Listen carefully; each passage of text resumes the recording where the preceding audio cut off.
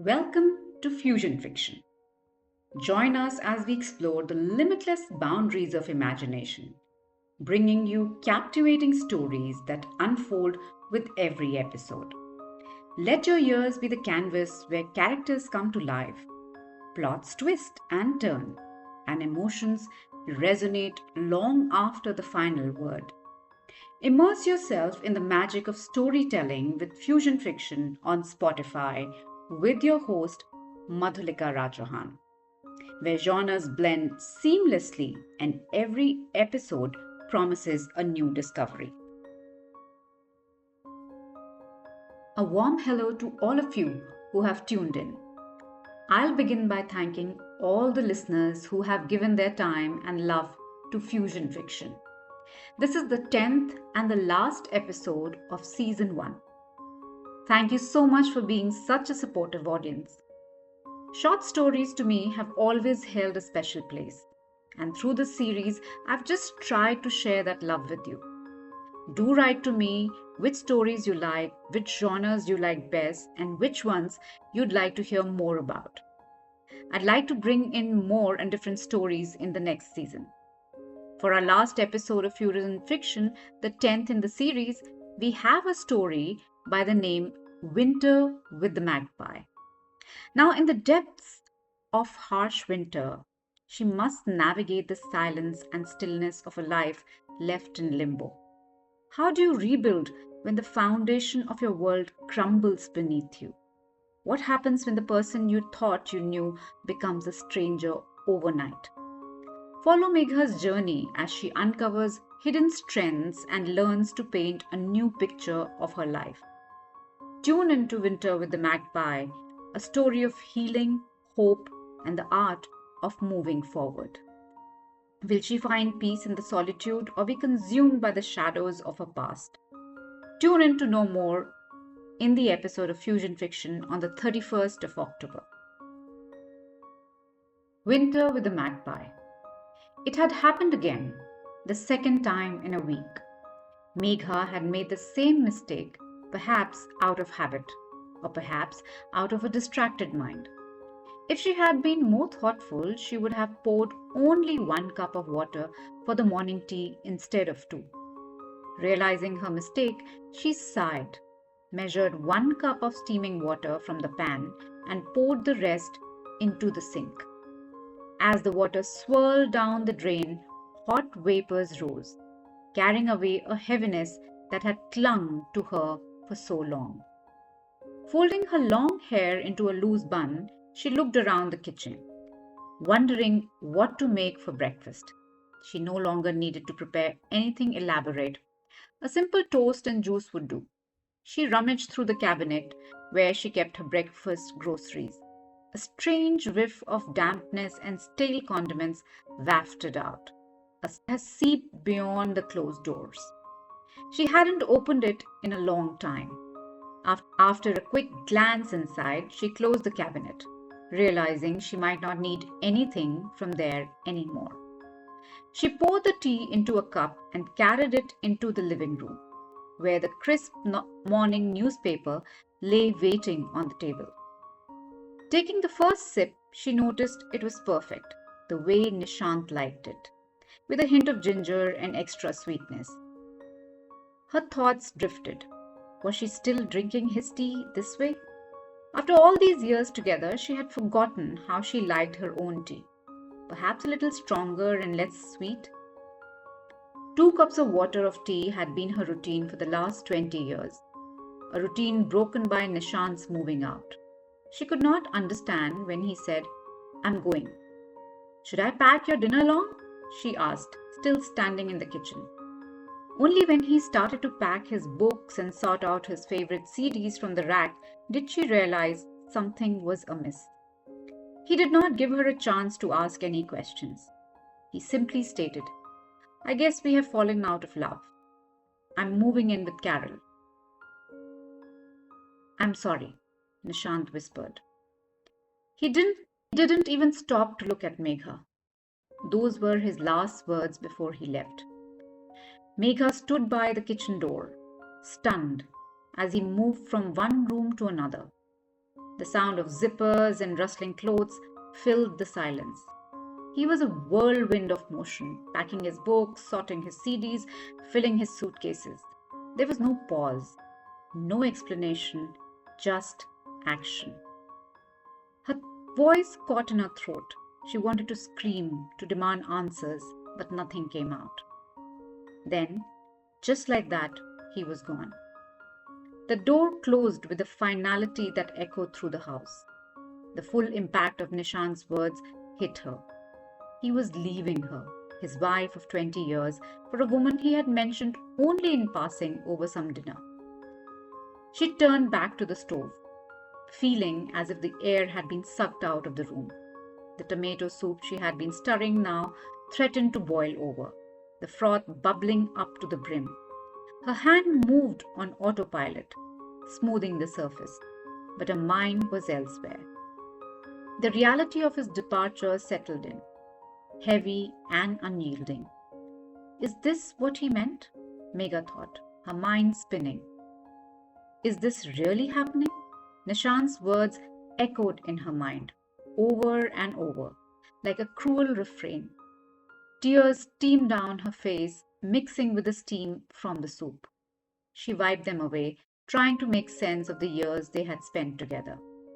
Years that had now seemed meaningless. It had been 4 months since Nishant left, yet Megha still waited for him. It's insane, Deepti had told her, to wait for a man who left you without even giving a reason. Megha didn't need an explanation. Deep down, she already knew. They had been dragging along the carcass of their marriage far, far too long. She took her tea and sat on the cushion neatly piled by the window. When they had first moved in Montreal, she had dreamed of turning the spot into a cozy nook. But Nishant was always busy, and she never got the chance. Now, as she sat there sipping her tea, she noticed the bare tree trunks outside, heavy with snow. Their branches stretched out in awkward, almost eerie poses. In the middle of the branches was a nest made by a carefully placed twigs perched high. It lay abandoned, exposed to the harsh winter. You should have had kids when it was time, her mother had said. Children hold a family together, but you never cared for what I told you. Somehow her mother blamed her for Nishant leaving, just like everyone else. Megha had always done what others wanted, including her husband. We're too young for that kind of responsibility, Megha, he had insisted when she brought up having children. She never questioned him, just accepted his decision. And then it was just too late for anything to change. The sun was shining brightly, and Megha considered going out. She hadn't been outside in a week, maybe longer. A part of her resisted the idea, afraid of facing the world that had moved on without her. But she knew she needed to start somewhere. She needed to find a job now, as she would have to pay the bills. Nishant hadn't mentioned divorce, and she hadn't asked for it. As she pulled out her warm trousers, her eyes caught sight of the wedding album lying in the corner of the wardrobe. Her hand hovered over it for a moment, the weight of old memories threatening to pull her back into the past. With a deep breath, she turned away. She wasn't ready to face that yet. She looked away. Opening it would only bring more tears, and she had cried enough already. Walking through the snow-covered streets, Megha passed her neighborhood children with rosy cheeks, laughing and throwing snowballs at each other as they built a snowman. She saw men clearing snow from their driveways and women getting ready to go to the market. A group of chatty churchgoers crossed her path as they returned from Sunday Mass. For a moment, she felt like an outsider in her own community, watching life continue around her while she remained stuck. She made her way towards the art gallery. The Musée, a place she had noticed a few times but never entered, until today. Inside, the paintings on the wall were each illuminated by a single overhead light, making every intricate detail come alive under the bright glaze. Her initial discomfort at being out in place was slowly replaced by a sense of calm as she lost herself in the art. She wanted to reach out and touch the contours of the canvas, but restrained herself. As she walked past the paintings, she took in the nuances of the patterns and fine lines. One piece caught her eye. A caricature in oil of a woman, perhaps in her mid-30s, with a glow of happiness on her face and a serene, almost hermit-like calmness that drew Megha in. Mrs. Megha preferred landscapes. "Did any of our pieces interest you, eh?" asked the woman in a cream sweater, a tone snobbish as she noticed Megha drifting from one piece to another. No, I just wanted to see your gallery," Megha replied. "Let me know if you like to book any," the woman said disinterestedly, turning back towards her desk. In fact, I've been meaning to ask, do you also display work by upcoming painters?" Megha asked suddenly, a bit embarrassed by her own forwardness. "About that, the woman said, raising her brows. "We do, but only if the work is exemplary and fits our standards. Do you paint?" The woman studied Megha for a moment, trying to gauge whether she could be an artist. After a while, she replied painfully, "I'm not the curator, but why don't you come by on the 30th of this month? It's a Sunday, and we'll see what he can do. I'll let him know about you, huh?" Megha nodded slowly. For the first time since Nishant left, she felt a spark of excitement, a sense of purpose. "Yes, I do. I'll show my work." "And what should I tell him, huh? Who came by?" she asked, picking up a diary from behind the desk. "Megha. Just Megha." The woman gave her a date to meet the gallery's curator, and Megha left the gallery feeling lighter than she had in months. As she walked back to her apartment, she thought about her old canvases tucked away in the attic. She had once loved to paint, but she had set it aside years ago. Now she felt a pull towards the brushes and the colors, a desire to create something new. Colors had always brought her joy. As long as she could remember, she had painted, but she had never thought of selling her work before now. That evening, she pulled canvases and began dusting them off. Her hands shook slightly as she set up her easel, her mind racing with doubt. Was she really doing this? Could she even call herself an artist after all these years? But then, as she dipped her brush into the paint, a sense of calm washed over her, replacing her fear with a tentative hope. For the first time, she had a deadline to work towards. Her fingers itched to hold a brush again as she was mixing paints, feeling the familiar sensation of the brush gliding across the canvas. She lost herself in the colors, in the act of creation, and for the first time in months, she felt a sense of peace. Over the next few weeks, Megha painted feverishly, pouring her emotions into the canvas. Each stroke was a release, each color a declaration of her resilience. The memories of Nishant still lingered, but they no longer held her captive. She was creating her own space, her own world, one where she was free to be herself. Megha sipped her morning tea the way she liked, less sugar with a hint of cinnamon and cardamom. She watched the bird for a moment, feeling a connection. Like the magpie, she had weathered the winter and found a new beginning. She smiled, her heart light, ready to embrace whatever came next. The 30th came faster than expected. Despite her best efforts, some of the paint was still wet on a few canvases. She decided to take picture of the wet ones and bring the others. Deepti helped her carry her painting to the gallery. The woman at the gallery greeted Megha with the same snobbish attitude and called the curator over. "Oh, you finally made it, eh?" she said, as if she had been waiting for this moment to dismiss Megha. "Yes, I brought my work," Megha replied, trying to remain confident, her heart pounding in her chest as she laid out her paintings, each brush stroke revealing a piece of her soul. The curator, a grey-haired man with a discerning eye, examined each piece carefully. Megha held her breath, watching this every move, every facial expression. His expression was unreadable, which only heightened Megha's anxiety. He took his time, moving from one canvas to the next, occasionally pausing to take a closer look.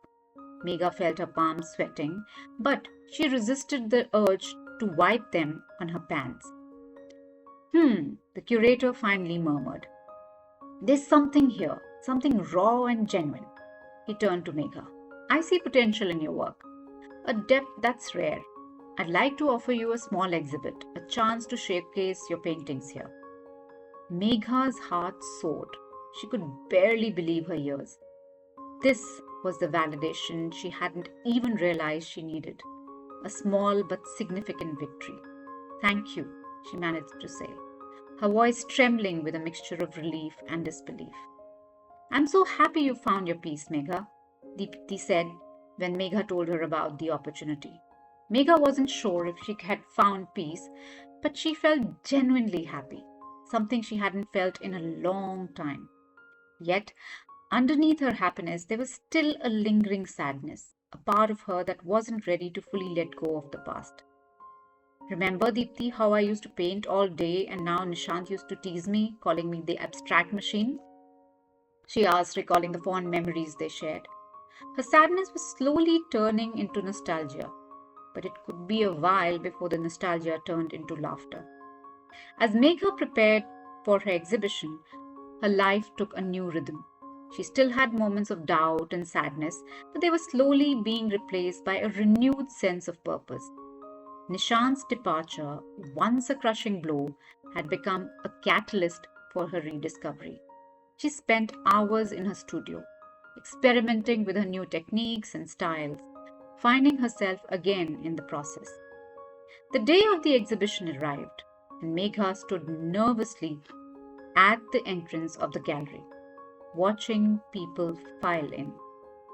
Deepti was by her side, offering encouragement and a steady stream of compliments. As she watched people examine her paintings, she felt a wave of pride and accomplishment wash over her. For the first time in months, she felt genuinely hopeful about the future. As the evening wore on, a man approached her wearing a simple grey coat, his hair tousled by the wind. He looked familiar, but Megha couldn't quite place him. Excuse me, he said, his voice gentle. Are you the artist, Megha? Yes, Megha replied, her voice steady. I am. I am Samir, a writer and curator. I cover budding artists through my magazine. I just wanted to tell you how much your art speaks to me. Thank you, Samir. It means a lot to hear that, she said, a small smile forming on her lips. It felt nice to be complimented for her work. As they talked, Megha found herself opening up about her journey, something she hadn't done in a long time. She spoke about her struggle to paint again, her fears of inadequacy and the emptiness she had felt after Nishant left. It's strange, isn't it? She said softly, almost to herself. Her life can turn so unexpectedly. I never thought I'd be here, standing in a gallery, talking about my paintings. I never thought I'd have anything to share again. Samir listened intently, his eyes kind and understanding. Art has a way of finding us when we are lost, he replied. It brings out what we need to see, even when we don't realize we are searching for something. Megha nodded, feeling a sudden clarity in his words. For a long, she had felt like she was drifting, untethered. But now she realized she had been slowly finding her way back to herself. After the exhibition, Megha continued painting with a new rigor. Her grief wasn't gone. It still lingered, a shadow at the edges of her happiness. But it no longer consumed her. She found joy in the art of creation, in the simple pleasure of mixing colors and seeing them come alive on the canvases. Her home, once filled with silence and memories of what was lost, now echoed with the sound of her brushstrokes and a soft hum of music. One cold winter evening, when she was finishing a painting of a snow-covered landscape, her phone rang. It was Nishant. Megha? His voice sounded distant, as if he was calling from another world. I just wanted to check on you, see how you're doing. She felt a swirl of emotions. pain, anger, a lingering sadness, but also a sense of distance. I'm fine, she replied, her voice steady. I've been busy painting. For a moment, she was thrown back to the day he left, to the confusion and pain that had gripped her. She felt as if she still stood there transfixed. But then she took a deep breath, grounding herself in the present. With a voice calm and even, she continued, I'm actually having an art exhibition this weekend. There was a pause on the other end of the line. An art exhibition? Nishant repeated, surprise evident in his voice. I didn't know you were still painting. Nishant was silent for a moment, then said, I never knew you were so into painting. That's great. A small smile tugged at Megha's lip. A small smile tugged at Megha's lips. I never really stopped, she said. I just took a break. They talked for a few minutes, their conversation polite but distant. Megha felt no urge to ask him about Carol or his life now. She realized she didn't need to know. His choices were his own, and they no longer defined her. She was glad Nishant had called, not because she wanted him back, but because it gave her a sense of closure. It was a reminder of how far she had come, of the strength she had found within herself. She had found her own path, one that didn't depend on him. Just like the magpie, she had survived the winter.